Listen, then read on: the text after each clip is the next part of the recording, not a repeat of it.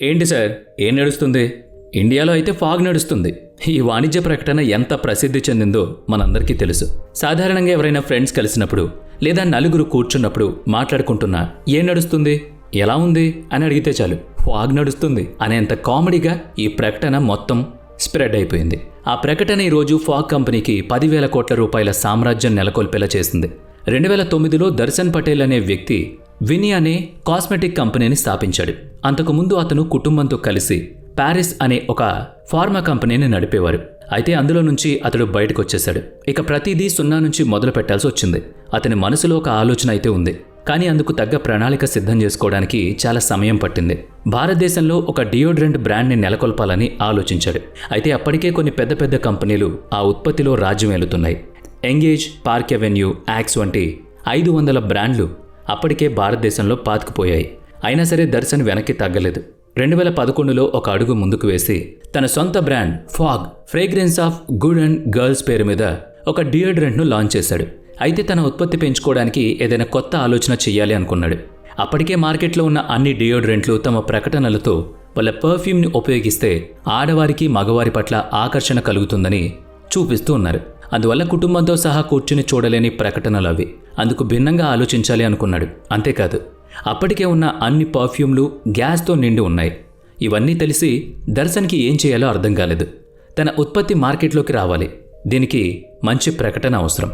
అందుకే గ్యాస్ లేని పర్ఫ్యూమ్ని ప్రకటన మొదలుపెట్టాడు. అలాగే కుటుంబం మొత్తం చూసేలా ప్రకటనను సిద్ధం చేశాడు. అంతేకాదు, అప్పటి వరకు ఉన్న పర్ఫ్యూమ్లన్నీ ఎక్కువ ధరలకు విక్రయిస్తున్నారు. అందుకే మధ్యతరగతి వారికి కూడా అందుబాటులో ఉండేలా తన పర్ఫ్యూమ్ని కేవలం 120 రూపాయలకు మాత్రమే కొనుక్కునేలా రూపొందించాడు. ఇంకా తన పర్ఫ్యూమ్ ఎక్కువసేపు సువాసన వెదజల్లుతుంది అని ప్రజలకు దాన్ని చేరువయ్యేలా చేశాడు. అందువల్ల అప్పటికే ప్రముఖ కంపెనీలుగా ఉన్న ఆక్స్, పార్క్ అవెన్యూ వంటి గొప్ప గొప్ప బ్రాండ్లలో 20% మార్కెట్ను అతను ఆకర్షించాడు.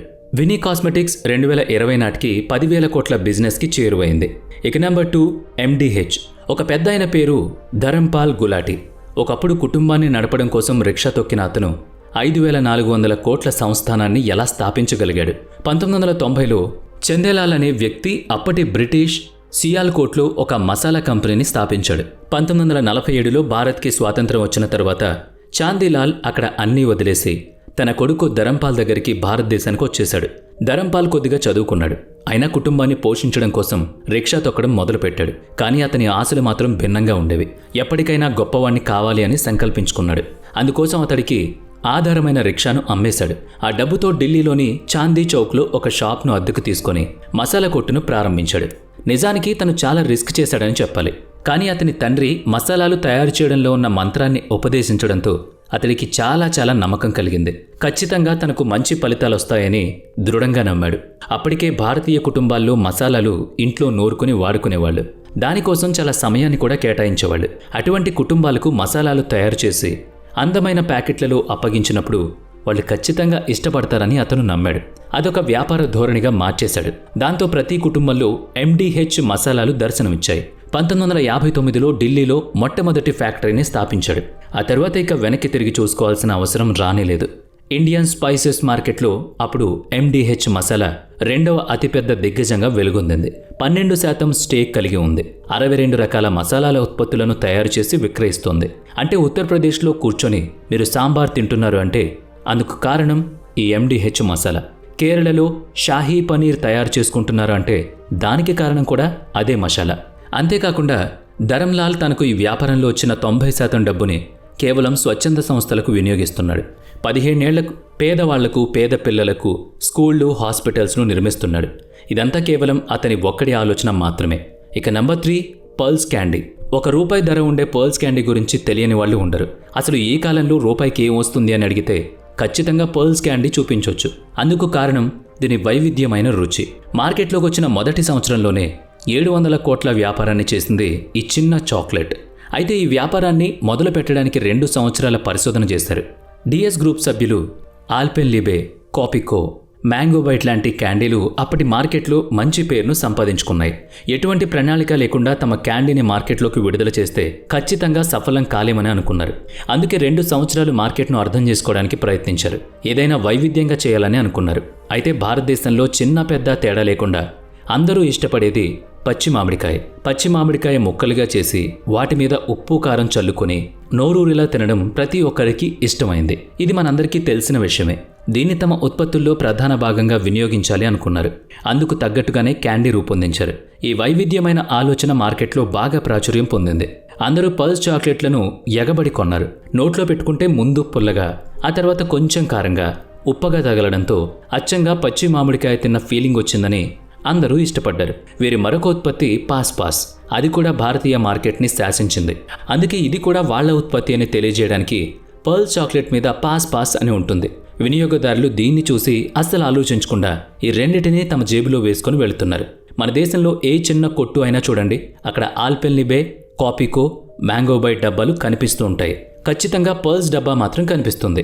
2018 నాటికి దాదాపుగా 300 కోట్ల వ్యాపారాన్ని స్థాపించింది కేవలం ఇంత చిన్న రూపాయి క్యాండీ. ఇక నెంబర్ 4, రోల్స్ రాయ్స్. ఇప్పుడు ఒక కారు గురించి మాట్లాడుకుందాం. దాని విలువ 8 నుంచి 9 కోట్ల రూపాయలు ఉంటుంది. అదే రోల్స్ రాయ్స్ కారు. కేవలం 2000 రూపాయల పెట్టుబడితో అంత పెద్ద కంపెనీని స్థాపించి ప్రపంచంలోని ధనిక సంపన్నుల కుటుంబాలకు ఒక ప్రతిష్టను తీసుకొచ్చిన కార్ ఈ రోల్స్ రాయ్స్. హెన్రీ రాయ్ 9 సంవత్సరాల బాలుడిగా ఉండగానే అతనికి జీవితం ఎన్నో పరీక్షలు పెట్టింది. 9 ఏళ్ల వయసులో తండ్రిని కోల్పోయాడు. అప్పులతో కుటుంబం వీధిన పడింది. కుటుంబ పోషణ కోసం చిన్న చిన్న పనులను చేయడం మొదలుపెట్టాడు. ఇక చదువు సంగత సరే పొలాల్లో పనిచేసేవాడు. ఇంటింటికి వార్తాపత్రికలు వేసేవాడు. అయినా అతని సంపాదన ఇంటికి మాత్రం సరిపోయేది కాదు. దాంతో అతని తల్లి కూడా డబ్బు కోసం అతన్ని వదిలేసి వేరే అతనితో వెళ్లిపోవాల్సి వచ్చింది. తనకు తెలిసిన ఒక బంధువు దగ్గర కొంత డబ్బు అప్పుగా తీసుకుని నార్థన్ రైల్వే మిషనరీలో శిక్షణ తీసుకోవడానికి సమాయత్తమయ్యాడు. అలా 3 సంవత్సరాలు శిక్షణ తీసుకున్నాడు. అతని దగ్గరున్న డబ్బు అయిపోయింది. శిక్షణ కూడా మధ్యలో ఆగిపోయింది. 17 సంవత్సరాల వయసులో ఎలక్ట్రిక్ లైట్ అండ్ పవర్ కంపెనీలో ఉద్యోగం వచ్చింది. నామమాత్రపు జీతంతోనే అందులో జాయిన్ అయ్యాడు. అతనికి డబ్బు ముఖ్యం అనిపించలేదు. అక్కడ నేర్చుకునే విషయాలు కొత్తగా అనిపించాయి. వాటి మీద దృష్టి పెట్టాడు. పుస్తకాలు చదివాడు. శిక్షణలో నైపుణ్యాన్ని పెంచుకున్నాడు. అలా ఇంజనీరింగ్ను ఎట్టకేలకు పూర్తి చేశాడు. అలా కొన్ని రోజులు జరిగిన తర్వాత ఆ ఉద్యోగం కూడా మానేయాల్సి వచ్చింది. ఉద్యోగంలో నుంచి అతన్ని తీసేశారు. అతడికి జరగాల్సిన నష్టం అంతా జీవితంలో జరిగిపోయినట్టుగా అనిపించింది. ఇక ఇప్పుడు తనకి డబ్బు సంపాదించాలన్న కోరిక కలిగింది. ఎలాగైనా గొప్పవాణ్ణి కావాలి, ఇలా చిన్న చిన్న ఉద్యోగాలు చేయకూడదు అనుకున్నాడు. అతను నేర్చుకున్న నైపుణ్యాలతో కొంతమందితో కలిసి ఇంజనీరింగ్ పరికరాలను తయారు చేసే చిన్న పరిశ్రమలు మొదలుపెట్టాడు. ముందు ఒక డోబెల్ రూపొందించాడు. అది మంచి ఫలితాన్నిచ్చింది. ఆ తర్వాత ఎలక్ట్రిక్ జనరేటర్ రూపొందించాడు. అవి కూడా మంచి ఫలితాన్నిచ్చాయి. వీటి డిజైన్లు ప్రజలకు చాలా నచ్చాయి. మంచిగా సక్సెస్ అయ్యాయి. అదే సమయంలో మార్కెట్లో పెట్రోల్తో నడిచే కార్లు వచ్చాయని తెలిసింది. తన సొంత నైపుణ్యంతో కార్ ఇంజన్ని ఆకారాన్ని డిజైన్ చేసి మార్కెట్లోకి విడుదల చేయాలనుకున్నాడు. అదే కాలానుగుణంగా రోల్స్ రాయ్స్ కార్ అయ్యింది. దానికోసం ప్రపంచంలోని ధనవంతులంతా ఎగబడ్డారు.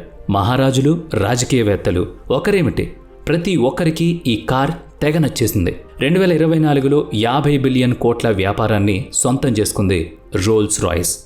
ఇక నంబర్ 5, నిర్మా. పాలలాంటి తెలుపు నిర్మాతో వస్తుంది, రంగుల బట్టలే తళతళలా మెరిసాయి అన్న ఈ నిర్మా వాషింగ్ పౌడర్ ప్రకటన ప్రతి ఇంట్లో చిన్న పెద్ద తేడా లేకుండా అందరినీ ఆకర్షించింది. దీని వెనుక ఒక కెమికల్ ఇంజనీర్ ఉన్నాడు. కర్షన్ భాయ్ పటేల్ ఇంటింటికి సైకిల్ మీద వెళ్లి తను తయారు చేసిన ఈ డిటర్జెంట్ని అమ్మేవాడు. 21 సంవత్సరాలకే కెమికల్ ఇంజనీర్లో పట్టా పొంది ఒక ల్యాబ్ టెక్నీషియన్గా ఉద్యోగాన్ని మొదలుపెట్టాడు. ఆ ఉద్యోగం సంతృప్తి ఇవ్వలేకపోయింది. దాంతో సొంతంగా ఒక వ్యాపారాన్ని మొదలు పెట్టాలని నిర్ణయించుకున్నాడు.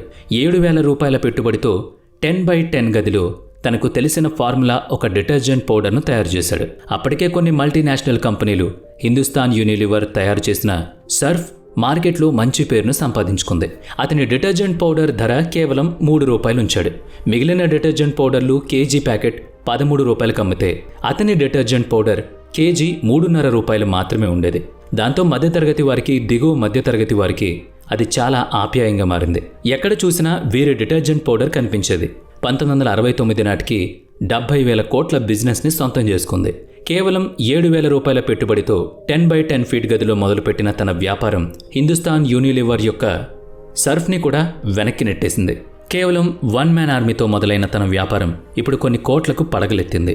మంచి ప్రకటనలు, చుట్టుపక్కల వారి నమ్మకం, వారు ఉచితంగా ఇచ్చిన పబ్లిసిటీ, ఇవన్నీ కూడా ఈ కంపెనీ ఎదుగుదలకి కారణమయ్యాయి. Number 6, Louis Vuitton. 200 సంవత్సరాల నాటి ఒక విలాసవంతమైన బ్రాండ్. తన స్నేహితుడి కోసం చేసిన ఈ బ్రాండ్ 18 రెసెషన్లు, 15 విప్లవాలను, 2వ ప్రపంచ యుద్ధాన్ని కూడా తట్టుకుంది. అయినా ఇప్పటికీ విలాసవంతమైన బ్యాగ్లకి పెట్టింది పేరు అది. తన తల్లి అనే మాటలు పడలేక ఒక 13 సంవత్సరాల పిల్లాడు తన స్నేహితులతో కలిసి ఫ్రాన్స్లోని అన్సే నుంచి ప్యారిస్కు అబోడోస్ వెళ్లి ఉద్యోగం చేయాలనే నిర్ణయం కూడా తీసుకున్నాడు. అయితే అతని దగ్గర డబ్బు లేనందున 2 సంవత్సరాలు కాలినడకన వెళ్ళాడు. దారి పొడవునా తెలిసిన ఉద్యోగాలన్నీ చేశాడు. అలా పొట్టబోసుకుంటూ 2 సంవత్సరాలు గడిపాడు. అప్పట్లో ఫ్రాన్స్లో ఎక్కువగా రైల్వే ప్రయాణాలు ఉండేవి. ఈ పిల్లాడికి యాత్రికుల సామాన్లు మోసే ఉద్యోగం కూడా లభించింది. ప్రతిరోజు రాత్రి పగలు ఇదే పని చేసిన తర్వాత అతనికి లగేజ్ బ్యాగ్ తయారు చేయాలన్న ఆలోచన వచ్చింది.